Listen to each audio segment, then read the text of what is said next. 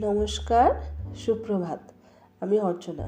এসব মনের কথা ভাগ করি চ্যানেলের আরেকটি ব্লগে তোমাদের সবাইকে স্বাগত জানাই। আশা করি সবাই ভালোই আছো। বাঙালির ঘর, দুপুরের খাবারে তো ভাত করতেই লাগবে, কারণ আমরা তো ভেতো বাঙালি। তাই চালটা তো নিতে হবে, তাই চাল মাপা থেকে শুরু করলাম আজকের ভিডিও। একটু চাল কৌটোর মধ্যে দিয়ে রাখতে হয়, তাই দিয়ে রাখলাম। আর মাপা চালের থেকে এক মুষ্টি চাল আলাদা একটা কৌটোতে তুলে রাখলাম। মা ঠাকুমাদের কাছ থেকে শেখা। কোনো কোনো সময় এমন হয় যে চাল আনা হয়ে উঠছে না, তাই বলে যে টাকা পয়সা হাতে নেই তা কিন্তু নয়। টাকা পয়সা সবই আছে, কিন্তু চালটা যে আনতে যাব সেই সময়ের অভাবটা হয়ে যায়। আবার কোনো কোনো সময় এরকমও হয়, হয়তো দোকানে চালের অর্ডার করে এসেছি, হয়তো দোকানদার কোনো কারণে, কোনো অসুবিধার কারণে চালটা বাড়িতে পৌঁছে দিতে পারেনি। তো সেই মুহূর্তে এই যে এক মুঠো চাল কৌটোর মধ্যে আলাদা তুলে রাখলাম, একে বলা হয় মুষ্টি চাল। এই মুষ্টি চালটা মারাত্মকভাবে কাজে আসে, তাই এক মুঠো করে চাল মাপা চালের থেকে তুলে রাখতে হয়। আর একেই বলে সঞ্চয় করে রাখা। আর এখনকার ছেলে মেয়েদের এসব শেখার কিংবা শোনার সময় নেই, তাদের ব্যস্ত জীবন। তাই ইউটিউবের খাতায় তোলা থাকলে এগুলো যদি তারা কোনো দিন দেখে হয়তো বুঝবে যে সংসারের খুঁটিনাটি জিনিস কীভাবে সঞ্চয় করে রাখতে হয়। ভবিষ্যতে যদি কোনো দিন তাদের এগুলো কাজে লাগে। চালটা ভালো করে ধুয়ে ভিজিয়ে রেখে আসলাম, সেটাও আর এক সঞ্চয়ের জন্য। তাহলে যখন ভাতটা বসাবো খুব তাড়াতাড়ি ভাতটা হয়ে যাবে, আর ভাতটা খুব সফট হবে, ঝরঝরে হবে, আর গ্যাসটাও একটু কম পড়বে। তবে আমাদের মতন গৃহিণীরা যতই এসব খুঁটিনাটি সঞ্চয় করে সংসার করুক না কেন, সংসার কিন্তু আমাদেরকে এসবের দাম দেয় না। তবুও নানান দিক থেকে নানান রকমভাবে সঞ্চয় করেই সংসারটা করতে ইচ্ছা করে। কারণ যখন দেখি যে বাড়ির কর্তাটার একার ঘাড়ের ওপর সংসারের আর 5টা মানুষের খাওয়া পড়া, পোশাক আশাক, ঘোরা ফেরা, ওষুধপত্র সমস্ত কিছু দায়িত্ব তার একার ঘাড়েই পড়ে। তাই মানুষটার মুখের দিকে তাকিয়ে যতটা পারি সঞ্চয় করে চলার চেষ্টা করি। ইউটিউবে প্রত্যেকটা মানুষই কাজে নামে একটু রোজগারের আশায়। সত্যি কথা বলতে কি, আমিও তো সেই আশাতেই নেমেছি। যদি আমি একটু কিছু রোজগার করতে পারি, তাহলে বাড়ির কর্তাটার অনেকটা একটু উপকার হবে। সংসারটা তো আমাদের দুজনারই, তাহলে সমস্ত দায়িত্ব কেন ও একা নেবে? এবারে তোমরা বলতেই পারো, রোজগারেরই যখন আশা, তাহলে তারও কত রকমের কাজ আছে, করলেই তো পারতে। কিন্তু বিশ্বাস করো, আমি অনেকবার চেষ্টা করেছিলাম। বাচ্চারা ছোট, 2টো বাচ্চা সামলে, সংসার সামলে, আমাদের ব্যবসা আছে, ব্যবসার একটু খুঁটিনাটি কাজকর্ম করে আর হয়ে ওঠে না, একদমই সময় দিতে পারি না। আর আমি এমন জায়গাটায় থাকি যে আমাদের এই জায়গাটাতে না তেমন কোনো যে কুটির শিল্প নেই যে সংসার সামলে একটু ঘরে বসে কিছু টুকিটাকি একটু কাজকর্ম করে রোজগার করব। তো ভাবলাম, তো সেই জন্য আমার সে হয়ে ওঠে না। বাইরে তো আমি যেতেই পারবো না, এই সংসার ফেলে বাইরে গিয়ে কোনো কিছু রোজগার করা আমার পক্ষে সম্ভব না। তাই ভাবলাম যে সংসারের কাজকর্ম দিয়ে তো সবাই দেখি ইউটিউবে রোজগার করে, আমিও করার চেষ্টা করি, যদি হয়। চেষ্টা করে দেখতে দোষটা কী আছে বলো? আর যদি ইউটিউবের কাছে সাফল্য নাও পাই আমি, তাহলেও লাভ আছে। এই যে আমার এই সমস্ত দিনের স্মৃতিগুলো ইউটিউবের পাতায় তোলা থাকলো। প্রত্যেকটা মানুষের জীবনেই এমন একটা সময় আসে যে যখন তার ছেলে মেয়েরা সব বড় হয়ে যায়, তখন তারা তাদের নিজেদের জীবন নিয়ে ব্যস্ত হয়ে পড়ে। তখন মা বাবাকে সময় দেওয়ার মতন সময় তাদের হাতেও খুব একটা হয়ে ওঠে না। তবে আমি এটা দোষের চোখে দেখছি না, প্রত্যেকটা মানুষের জীবনেই তাই হয়। একটা সময় আসে যে তখন মা বাবাকে আর অতটা সময় দেয়া হয়ে ওঠে না, কিন্তু মা বাবা তো চিরকালই তার সন্তানের জন্য সময় দেয়, সময় ব্যয় করে। তাই যখন আমার ছেলে মেয়েরাও বড় হয়ে যাবে, আমারও যখন বয়স হয়ে যাবে, হয়তো তারা আমাকে এতটা সময় দিতে পারবে না। তো তখন এই ইউটিউবের পাতায় যদি এগুলো থাকে যত্ন করে গোছানো, কিংবা অন্য কোনো জায়গায় যদি আমি ভিডিওগুলো যত্ন করে রেখে দিতে পারি, তাহলে তখন না হয় এই স্মৃতিগুলো দেখে আমার দিন পার হবে। আমার ছেলে মেয়ে আরও আগামী জেনারেশনরাও দেখবে যে আমরা কীভাবে সংসার করতাম। তো ইউটিউবে কাজ করতে আসার এরকম খুঁটিনাটি আরও অনেক কারণ রয়েছে, এরকম হয়তো আরও অনেকেরই থাকে। তো দেখো, তোমাদের সঙ্গে কথা বলতে বলতে, গল্প করতে করতে আমার বিছানাটাও পরিষ্কার করা হয়ে গেল। তো আজকে অনেক কথাই বলে ফেললাম তোমাদেরকে, কোনো ভুল ত্রুটি হলে ক্ষমা করে দিও। আসলে দেখো আমার চ্যানেলের নামটাই তো এসব মনের কথা ভাগ করি, তাই না? তাই মনের মধ্যে যা কথা ছিল তোমাদের সঙ্গে ভাগ করে নিলাম। ঘরটা গোছানো হয়ে গেল, এবারে রান্নাঘরে গিয়ে বাদবাকি কাজগুলো মন দিয়ে করতে পারবো। তখন আর এই ঘরটা মন টানবে না যে ঘরটা অগোছালো হয়ে রয়েছে। আর ছেলের হাতে যে গাড়িটা দেখছো, এটা একদম ওর নতুন গাড়ি, কালকেই ওর বড় পিসি দিয়ে গেছে। এখন এটার অত্যাধিক যত্ন চলছে। এখন 1:45 বেজে গেছে। ভাতের জলটা বসিয়ে যাই, জলটা গরম হোক, তারপরে এসে চালটা দেবো। ততক্ষণ ছেলেকে স্নানটা করিয়ে আসি। বাজার এসেছে, বাজারের ব্যাগ এখনও ধরতে পারিনি। চলো দেখা যাক কী এসেছে আজকে বাজার থেকে। তো বাঁধাকপি বেরিয়ে এলো ব্যাগ থেকে, আর আছে এটা কড়াইশুঁটি। এদের পেটের সমস্যা চলছে, সেই জন্য কড়াইশুঁটি দিয়ে কিছু হচ্ছে না। রূপুও খাচ্ছে বিয়েবাড়ি, সেই জন্য আর সেভাবে কিছু হচ্ছে না। একটা এনেছে মিষ্টি কুমড়ো 1 ফালি। আর কি আছে দেখা যাক। ফুলকপিও চলে এসছে, বাঁধাকপি, ফুলকপি, ভাই বোনের সব চলে এসছে। আর এখানে রয়েছে 1 প্যাকেট সিম, সিমের ভর্তা করতে হবে। আর আছে একটা লাউ। আর কি দেখা যাচ্ছে, আর দেখা যাচ্ছে এখানে 1 আঁটি ধনে পাতা, আবার একটা পাকা পেঁপেও এসেছে। আর এখানে আছে বেগুন, টমেটো, আর দেখা যাচ্ছে কাঁচা লঙ্কা। আর মনে হয় মাছও এনেছে, তো দেখা যাক কি মাছ এনেছে। আর এইখানটাতে ঢাকা দেওয়া রয়েছে মাছ। কি মাছ এনেছে চারাপোনা মাছ আর চিংড়ি মাছ। ও যেহেতু লাউ এসেছে সেজন্য মনে হয় চিংড়ি মাছ নিয়ে এসেছে। বেগুন এনেছে ভালো, পোকা হবে না তো গো? মনে হচ্ছে ভালোই হবে বেগুনটা, তাই আজকে পোড়া দিয়ে দিই, শনিবার আছে তো। পোড়া দেওয়ার আগে বেগুনের গায়ে ভালো করে একটুখানি তেল মাখিয়ে নিলাম। তেল মাখিয়ে নিলে কি হবে, বেগুনটা যখন হয়তো গরম গরম খোসা ছাড়াতে পারবো না, ঠান্ডা হলেও খোসাটা ছাড়াতে অসুবিধা হবে না, দিব্যি খোসাটা আলগা হয়ে যাবে। বেগুনটা পোড়া দেওয়ার জন্য এরকম একটা নেট নিয়ে নিয়েছি। এরকম চৌকো নেটটাতে কি ভালো হয় বসিয়ে আর কি পোড়াতে। আর রুটি ছাকার জন্য যে আমার গোলটা আছে ওটার মধ্যে বসালে না খুব একটা ভালো হয় না। আর প্রথমে এইভাবে আর কি বসিয়ে নিচের দিকটা একটু পুড়িয়ে নেব, তারপরে এপাশ ওপাশ ভালো করে ঘুরিয়ে, গ্যাসের আঁচটা খুব একটা বাড়াবো না, মিডিয়াম রেখে ভালোভাবে এপাশ ওপাশ করে ঘুরিয়ে বেগুনটাকে পুড়িয়ে নেব।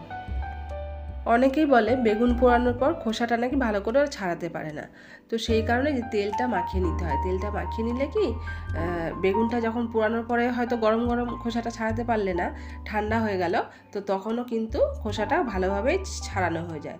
আর বেগুনের সাথে একটা টমেটোও দিয়ে দিলাম, টমেটো পোড়াটার সাথে মাখলে দারুণ লাগবে। এদিকে মাছটাকেও ভালোভাবে ধুয়ে নিয়েছি, এবার নুন হলুদ মাখিয়ে কিছুক্ষণের জন্য রেখে দেবো। একটু সবজিপাতি দিয়ে মাছের ঝোলটা করবো না, কারণ রূপুর আবার পেটটা একটু গন্ডগোল আছে, তো শুধু টমেটো আর আলু আর ধনে পাতা দিয়ে পাতলা করে ঝোল করব। তো আলু টমেটো ধনে পাতাগুলো রেডি করি, ততক্ষণ মাছের নুন হলুদটা মাখানো থাক। আর বাইরের অবস্থা না খুবই শোচনীয়, একদম মেঘলা হয়ে গেছে, ঘরটা পুরো অন্ধকার, লাইট না জ্বালিয়ে কাজই করা যাবে না। বেগুনের খোসাটা ভালোভাবে ছাড়িয়ে নিয়েছি, দেখো কত সুন্দরভাবে ছেড়ে গেছে। আর টমেটোর খোসাটাও দেখো কত সুন্দরভাবে ছেড়ে গেছে। আমি তো টমেটোর গায়েও একটু তেল মাখিয়ে নিয়েছিলাম। এবারে বেগুনটাকে একটুখানি ভালো করে চেক করে নিতে হবে। অবশ্য বেগুনটা ভালোই ছিল, দেখেই বোঝা যাচ্ছে। তো ভালো করে তাও একটুখানি চেক করে নিয়ে তারপর এটাকে মাখবো। বেগুনটা পোড়াতে গিয়ে দেখো কতটা তেল বেরিয়েছে আপনি বেগুন থেকে, এতেই বোঝা যাচ্ছে যে বেগুনটা খুবই ভালো। আর বেগুনের ভেতর থেকে যে তেলটা আপনি বেরিয়েছে সেটা কিন্তু ফেলা যাবে না, সেটা বেগুন পোড়ার সঙ্গে মাখতে হবে। আর বেগুনটা টমেটোটা ভালোভাবে চটকে নিয়েছি। এবার এর মধ্যে দিয়ে দেবো লবণ পরিমাণ মতন, আর দিয়ে দেবো পেঁয়াজ কুচি।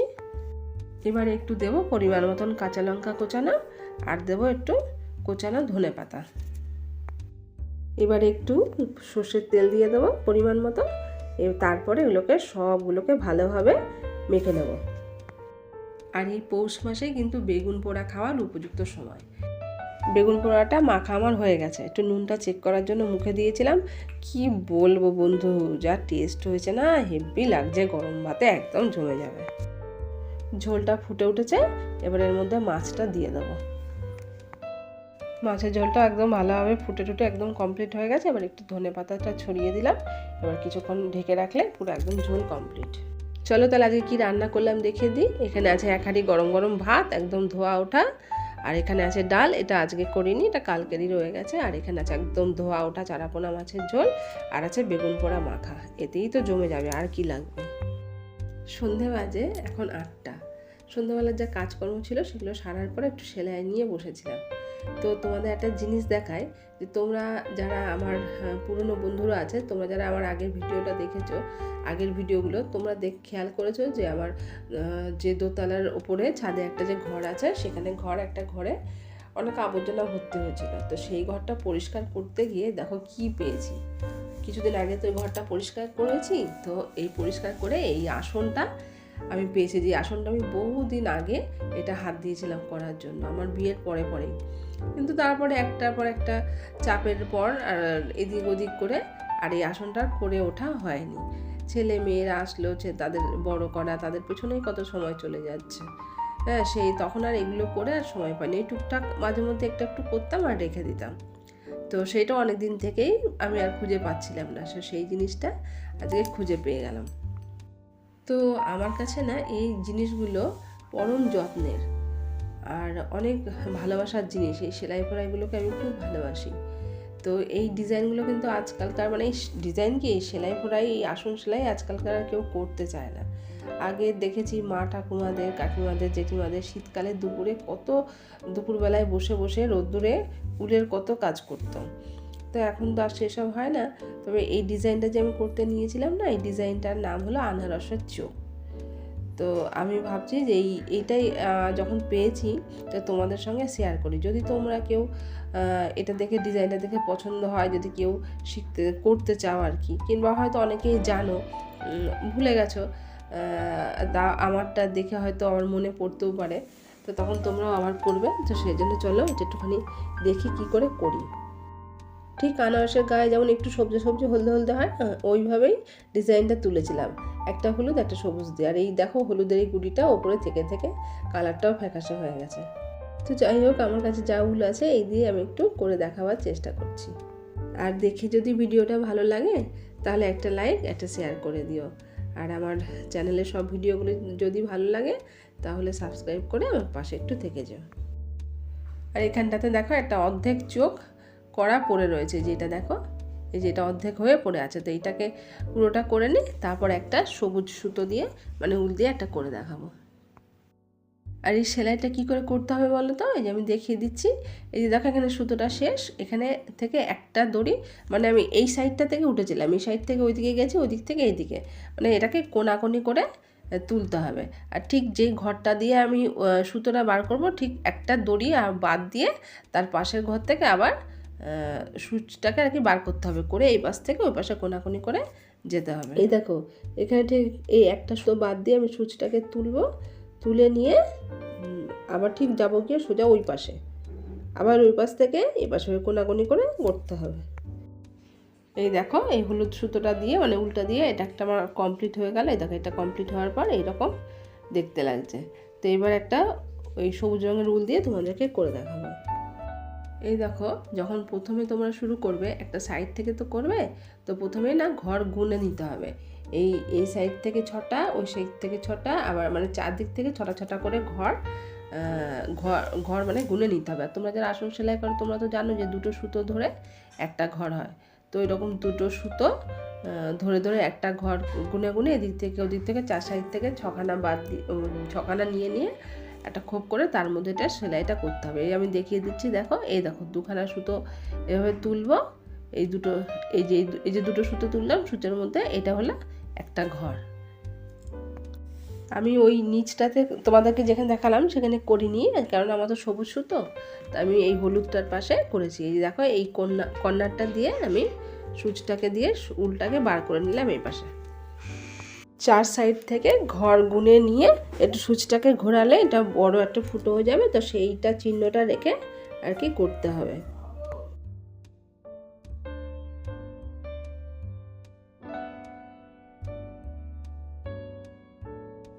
এবারে দেখো এই যে আমার এদিক থেকে তুলে সুতোটাকে এদিকে দিয়ে এই পাশটাতে আনতে হবে।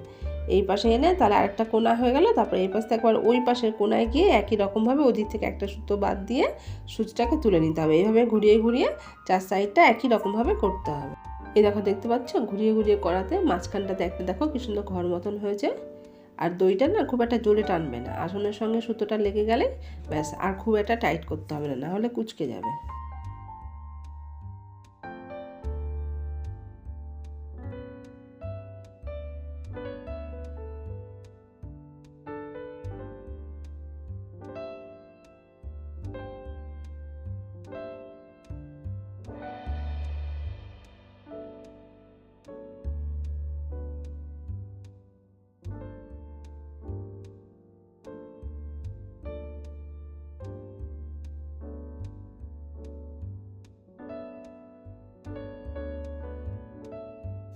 এই যে লাস্টের যে সুতোটা দেখছো এটা থেকে আরেকবার সুইটা পরিয়ে নিলে সুতোটা টান দিলে এটা পুরো কমপ্লিট হয়ে যাবে। এই দেখো, দেখেছো? লাস্টে যখন করতে করতে ঘরগুলো শেষ হয়ে যাবে তখন এই সুচটাকে ওই মানে লাস্টে ঘরের মধ্যে দিয়ে একদম নিচের দিকে টান দিয়ে টেনে দিলে একদম কমপ্লিট হয়ে যাবে আনারসের চোখ। দেখো কি সুন্দর হয়ে গেল না, এটা পুরো এটা কমপ্লিট। তাহলে আমার খুব একটা পছন্দের জিনিস এই আসন সেলাই, যেটুকু আমি জানি তোমাদের সঙ্গে শেয়ার করে নিলাম। যদি ভালো লাগে তাহলে একটা লাইক, শেয়ার, কমেন্ট করতে ভুলো না। আর যদি আমার চ্যানেলটির ভিডিও সব ভালো লাগে তাহলে একটা সাবস্ক্রাইব করে আমার পাশে থেকে যেও প্লিজ। আমি কতটা তোমাদেরকে বোঝাতে পারলাম জানি না, তবে চেষ্টা করলাম। যদি ভালো লাগে তবে ডিজাইনটা কেমন লাগলো একটুখানি কমেন্টে লিখে দিও প্লিজ। আর ভিডিও ভালো লাগলে অতি অবশ্যই লাইক, শেয়ার, কমেন্ট করবে আর আমার চ্যানেলটাকে সাবস্ক্রাইব করে আমার পাশে থাকবে। তাহলে আজকের মতন রাখি, দেখা হবে আবার পরের ভিডিওতে। তো তোমরা সবাই ভালো থেকো, সুস্থ থেকো, সাবধানে থেকো, সবাই নিজের খেয়াল রেখো।